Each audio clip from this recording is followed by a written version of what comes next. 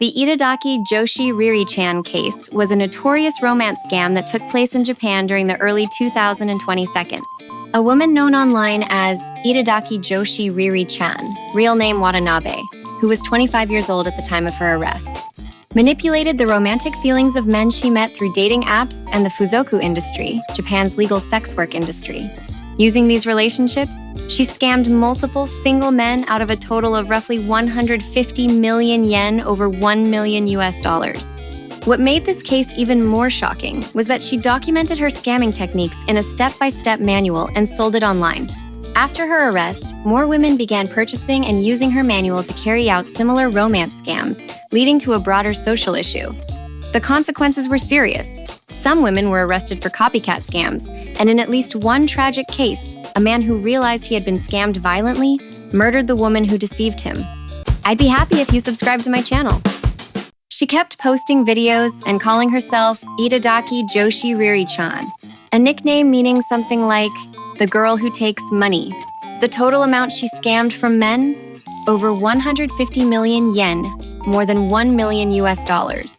She turned her scamming techniques into a detailed manual and spread it on social media, selling it to anyone who wanted to learn. Among some women online, she became a kind of charismatic figure, a role model for manipulating men for money.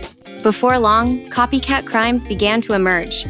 Other women started using her methods to scam men, leading to a wave of similar romance fraud cases. So who exactly is Itadaki Joshi Riri-chan, real name Mai Watanabe? What were her techniques, and how did she commit these crimes? In this video, we'll break it down based on court records, her own testimony, and interviews with victims and people connected to the case.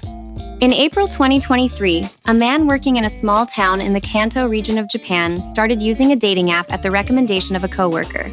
He was 50 years old at the time. He had just ended a long-term relationship and was living alone, having lost both of his parents. His life was marked by quiet loneliness. One day, he tapped like on the profile of a much younger woman. To his surprise, she responded almost instantly. The woman was 24 years old, Mai Watanabe. Though he felt she was far too young for him, he sent a polite message. She replied warmly, saying, "I really want to get to know you more, but using this app costs money for men, right? If it's okay, can you give me your Line ID?" Note: Line is Japan's most popular messaging app, similar to WhatsApp. Feeling touched by her thoughtfulness, he shared his Line ID. Moments later, she messaged him directly. Watanabe started asking about his life. "Who do you usually go to the movies with? Do you have many friends? That sounds nice," she wrote, subtly probing to confirm his loneliness. Then came more flirty messages. "Watching a movie alone sounds peaceful. Would it be annoying if I sat next to you? When is your next day off?" And finally, "Sorry to be so sudden, but are you free tomorrow?" To the man, she seemed innocent, sweet, pure. He felt like he'd met someone genuine. But what he didn't know was that Watanabe was also active on social media, under a very different persona. She referred to her favorite men as ace ojikoi, slang for older men she could milk for money. In one post, she even said, "What I love getting the most is cold, hard cash." She had already extracted money from multiple men and would post screenshots of the amounts she received, calling them today's paycheck. When they finally met the next day, the woman who appeared in front of him looked nothing like her online persona. She was sweetly dressed, soft-spoken, and modest. Even if he had seen her social media, he might not have connected the two. During their conversation, she said things like, "I bought this little coin purse at the 100 yen store, Japan's equivalent of a dollar store," painting a picture of a humble lifestyle. The man felt relieved. "She's not after my money," he thought. As they parted ways, Watanabe quietly said, "I don't get along with my parents. I ran away from home. I'd be happy if you subscribe to my channel." The next morning, she sent a simple message online. "Good morning." In her manual, Watanabe had written, "If you send messages daily, you'll eventually become part of his routine. Then, he'll start messaging you first." As expected, the man began reaching out to her each morning. Once this daily routine was established, she switched tactics, suddenly going silent. Her goal was to make him feel anxious and wonder what happened. Another part of her strategy involved playing the frail and struggling card. Her manual stated, "If you subtly hint that you're physically weak, then later say you're too mentally exhausted from money problems to even reply, he'll want to rescue you. You don't have to ask for money, he'll offer it. She even used a cute cartoon sticker online and told the man, "This little character is just like me," creating a soft, endearing image he could emotionally connect with. Importantly, Watanabe never once said, "Let's be a couple." Instead, she used clever language that made him feel like they were already in a romantic relationship. Then, once the emotional bond was strong, she stirred up anxiety with messages like, "Would you be sad if we couldn't see each other anymore?" And right after, "I might disappear soon." The man, panicking, replied, "What do you mean?" This was another step in her plan. She later explained, "Once they start having romantic feelings, don't give them a clear reason. Just make them feel uneasy. That way, they'll start asking questions." Just as she predicted, the man begged, "Please, talk to me." Watanabe replied, "I might have to start working at night," a vague reference to the Fuzoku industry, Japan's legal sex work scene. Again, she never asked for money directly. Instead, she waited for him to say it first. "Are you in debt?" That was her tactic, get him to bring up the subject. Later, when she visited his home, Watanabe carefully observed his living situation. She analyzed everything calmly, silently calculating in her mind. He might actually have enough savings for marriage. Watanabe continued her psychological play. She told the man, "I wanted to become a part of your body, someone who could support you, always." She was deliberately targeting his vulnerability he suffered from a rare illness that affected part of his body. She then opened up about her own trauma. "My family situation is complicated. I've experienced domestic violence," she said. And then came the emotional hook. "When I told my parents I wanted to cut ties with them, they told me to pay 8 million yen, around $55,000, as reimbursement for raising me." Shocked, the man offered to help. "I'm sorry," Watanabe whispered, tearing up. "I'll figure it out on my own." But her tears had already done their work. The man responded, "I can't give you 8 million yen right away, but maybe 2 million yen now, and I'll check with the bank about the rest." And just like that, he gave her a large sum of money. I'd be happy if you subscribe to my channel. The woman known as Itadaki Joshi Riri-chan was born in 1998 in Kanagawa Prefecture, Japan. She suffered from a severe skin condition that made something as simple as taking off her clothes painful. At school, she was bullied with cruel words and gradually stopped interacting with others altogether. At home, she hardly spoke with her father. But there was one thing she clung to: her love for magical girl anime shows where ordinary girls transform into powerful heroines. She longed to become someone else, someone special. Even in junior high, she couldn't join social circles. She felt isolated. Instead, she turned to social media, meeting strangers who made her feel seen. After high school, she entered a vocational school to study animal care, but soon dropped out.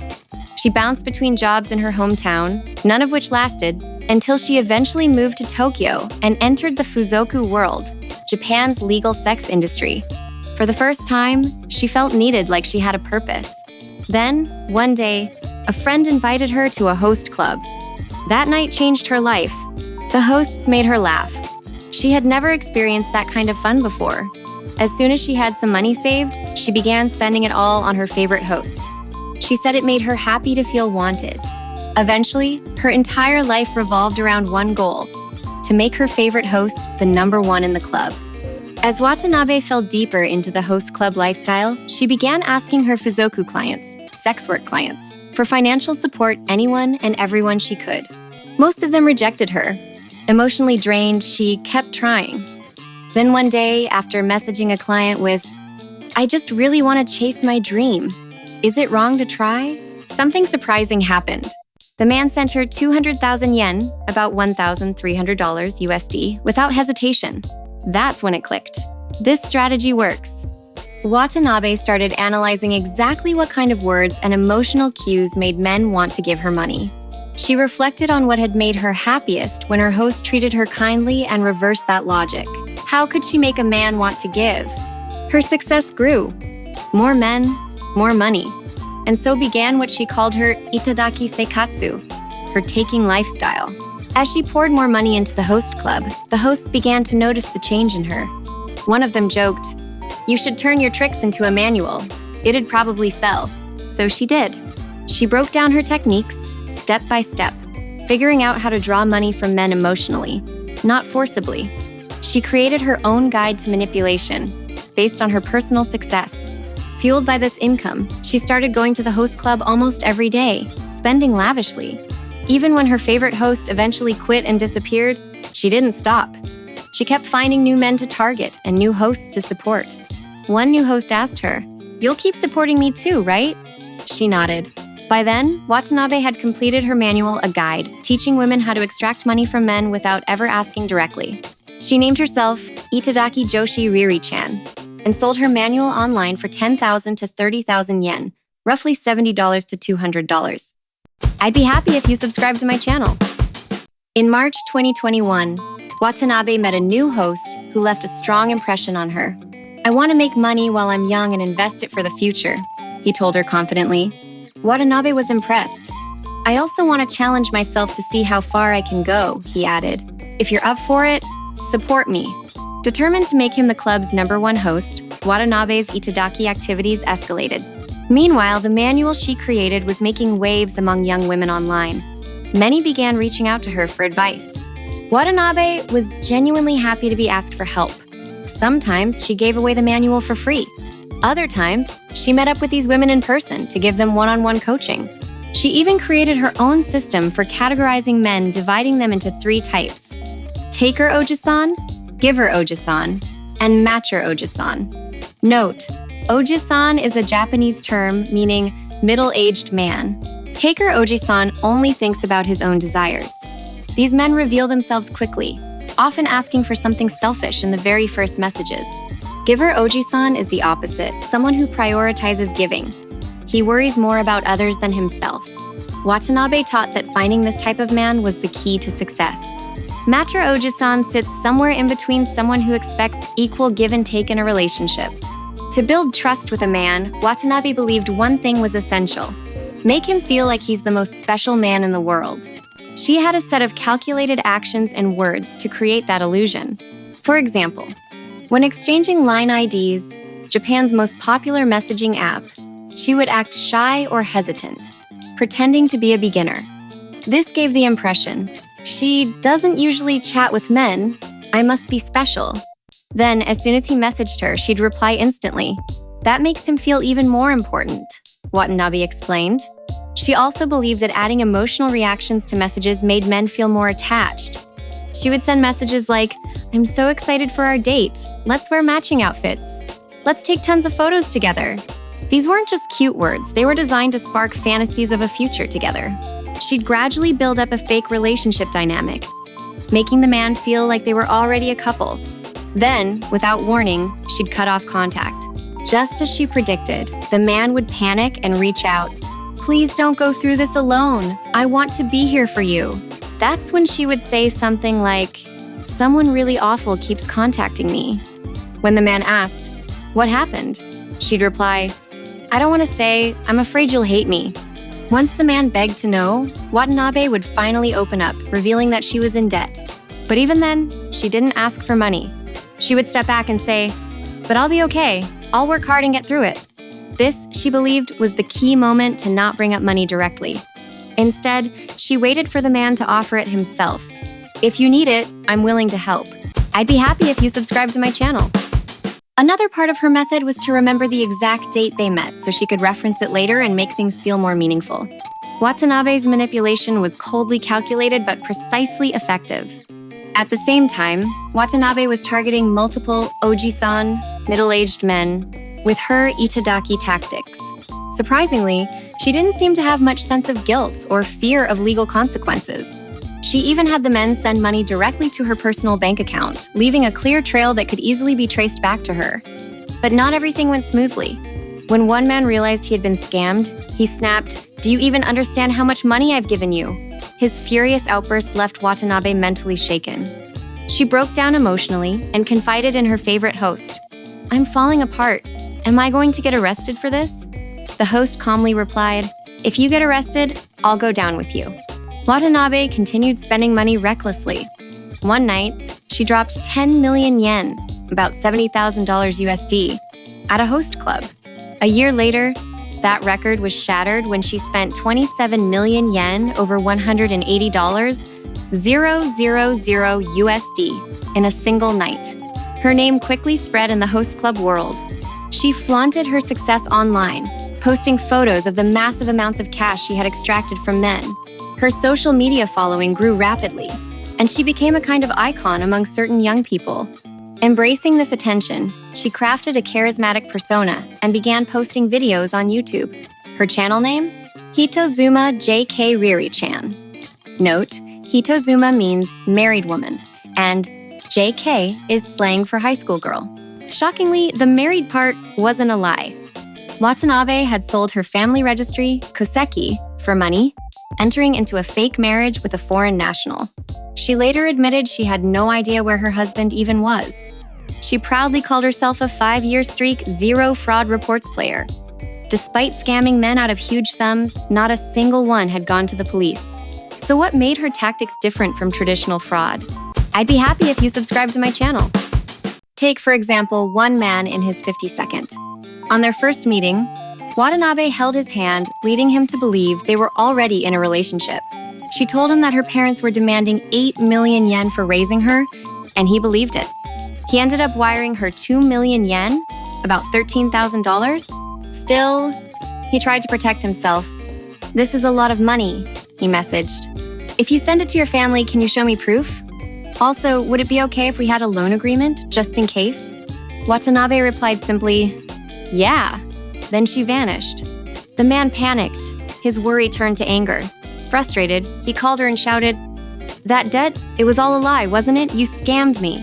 All he could hear on the other end was Watanabe crying. When she finally spoke, she said, "I've been through abuse and so many awful things in the past. Being yelled at like that just brings it all back. It's terrifying." Watanabe used emotional guilt as a weapon. She messaged the man saying, "Forget about me, I'll pay you back." Then followed up with messages like, "I'm sorry" and "I'm hurting," making him feel like he was the reason she was falling apart.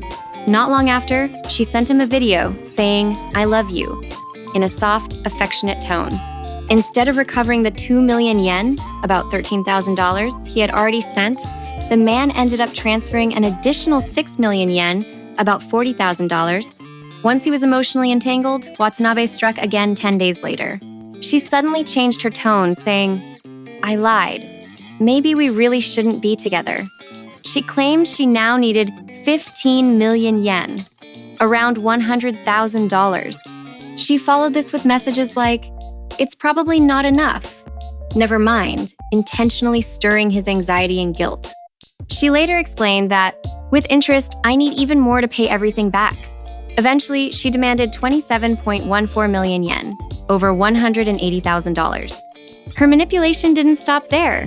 She told him things like, "Let's break up," or "I'll go back to working in the night industry," pressuring him emotionally and urging him to send the money. In the end, the man canceled his life insurance policy to free up funds and transferred 26.8 million yen, approximately $180,000. At the bank, he was warned, "This is a very large transfer, exceeding 20 million yen. We may need to consult the police." I'd be happy if you subscribe to my channel. A police officer approached him and said, "For fraud prevention purposes, we'd like to ask a few questions." When asked about his relationship with Watanabe, the man replied, "We're in a serious relationship, planning to get married." The officer asked, "May I speak with her on the phone?" On the call, he asked Watanabe, "I'm sorry, but could you explain why you need this money?" Had the police looked into Watanabe's account or social media at that moment, they might have discovered the large deposits and her pattern of itadaki behavior. But no such investigation was done. The transfer was allowed to proceed. So why did none of Watanabe's victims ever file a police report despite losing such enormous sums? Unlike typical scammers, Watanabe never disappeared. She stayed in contact with every single oji-san. That constant presence gave the men a false sense of reassurance enough to prevent them from going to the police. She continued extracting every last bit of their savings, using excuses like, "I still owe interest to the guy I borrowed money from," or "My phone bill is overdue if it gets cut. I won't be able to contact you." Watanabe was fully confident in her itadaki methods, but trouble was approaching from an unexpected source. A female university student in Nagoya became the turning point. She cried to a man saying, "I co-signed my friend's loan. If I can't pay it off, I'll have no choice but to appear in adult videos." She too had purchased Watanabe's manual and was using it to run her own itadaki scams. But this student made one crucial mistake. She deviated from the manual. When one of the victims asked the university student, "How much debt do you have?" she tearfully replied, 1.83 million yen, about $12,000 USD. But after she received the money from the man, she cut off contact, offering no follow-up, no explanation, no closure. Worried something terrible might have happened to her, the man filed a missing person report with the police. As investigators began looking into the case, they discovered that the university student had used Watanabe's manual as a reference to scam the victim. She was arrested on fraud charges. During questioning, police asked, "You know about this manual, don't you? You purchased it about a year ago, correct?" The woman answered, "Yes." This confession led police to shift their investigation directly toward Watanabe. On the 24th of August, 2023, 4 months after the original victim, now in his 52nd, had met Watanabe, he received a call from an unknown number. A voice on the other end asked, "Do you know a woman named Mai Watanabe?" The day before, Watanabe had been arrested for aiding and abetting fraud, having created and distributed the very manual used to scam men. Police had reviewed her phone and identified the man as someone she had been in frequent contact with. He had lost a total of over 38 million yen, roughly $260,000. At the time of her arrest, Watanabe was found with 8 mobile phones and only about 10,000 yen in cash, less than $70. On the 16th of January, 2025, Japan's Supreme Court dismissed Watanabe's final appeal. Her sentence became official: 8 years and 6 months in prison, a fine of 8 million yen on charges of fraud, assisting in fraud, and violating the income tax law. She had scammed at least 3 men out of roughly 156 million yen, over 1 million USD. But Watanabe wasn't the only one to face justice. The host she had supported and the manager of his club were also arrested for knowingly accepting money derived from crime. The Nagoya High Court sentenced the host to 3 years in prison, 5 years of suspended sentence, and a fine of 800,000 yen. One of the victims said, "She never apologized, not even once. I just want her to return the money she stole. That's all I want." As of now, a year and a half after her arrest, not a single yen has been returned to him. Would you be confident enough to see through it if someone approached you with this kind of tactic? Share your thoughts in the comments below. And if you found this video helpful, don't forget to subscribe and give it a thumbs up.